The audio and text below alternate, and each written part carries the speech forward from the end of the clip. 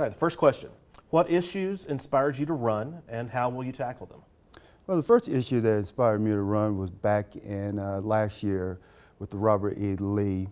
Now, I am a veteran, all right, and I'm a veteran in the Marine Corps for 20 years.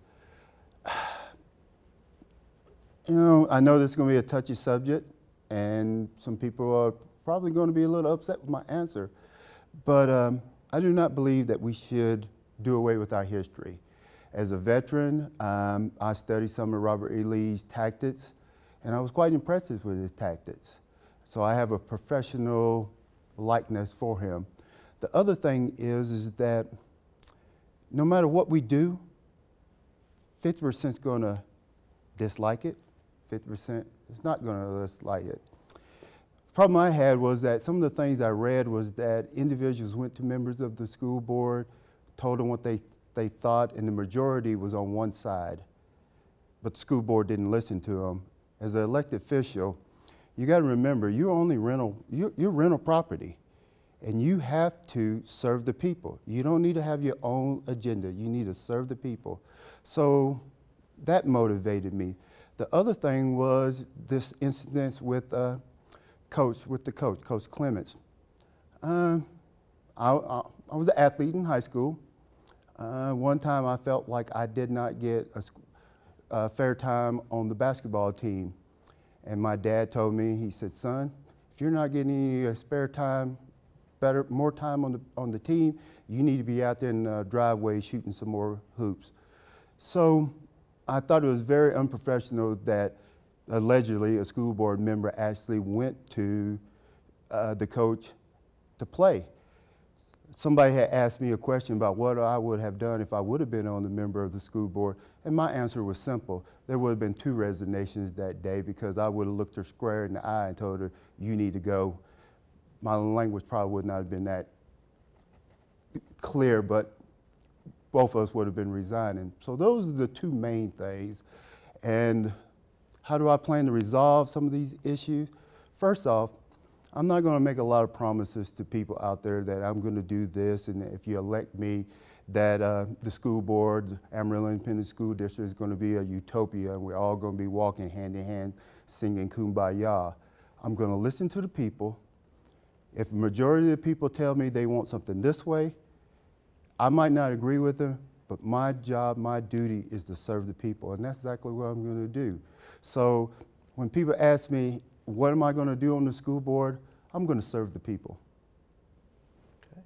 Second question, what do you think is the greatest challenge facing the district? The greatest challenge facing the district right now is that I believe that we as a school district, there's inequities in the school. It's no different than, once again, I'll go back to my Marine Corps days. There's this myth in the Marine Corps that force recon scout snipers are the best of the best. No, they're only the best of the best because we put them up on a pedestal. Some of the schools in Amarillo, we put them on a pedestal, said that they're better than the other schools, which is not a true statement.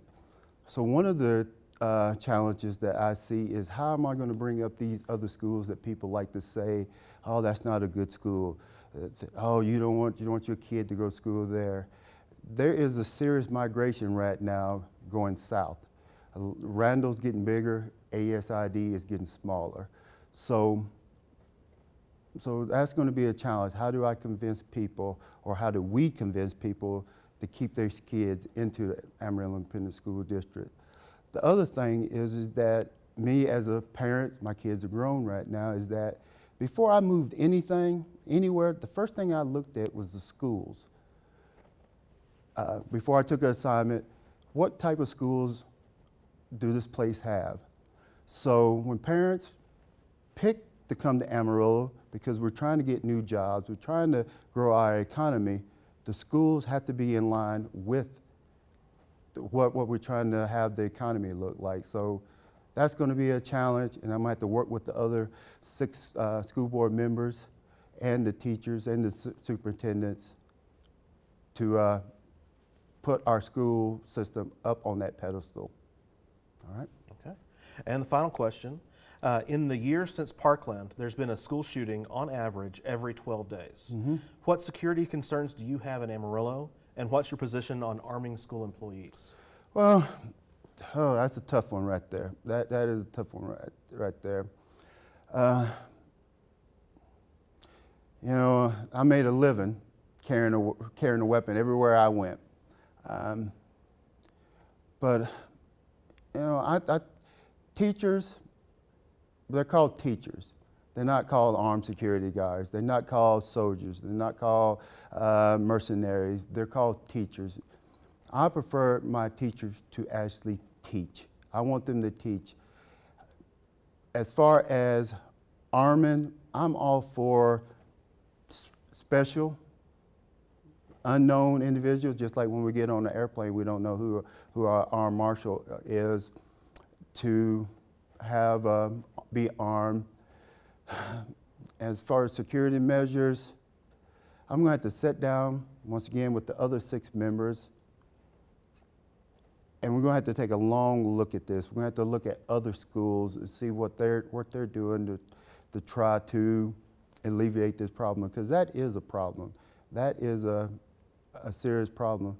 For me, who graduated in 1984 from Delhart, Texas, where you could have walked out to the parking lot and every pickup had a 12-gauge shotgun or a 22 back there, it's very alarming. So, I mean, honestly, I'm going to have to take a long, hard look at that and talk to some other individuals. I'm not going to commit to anything right now.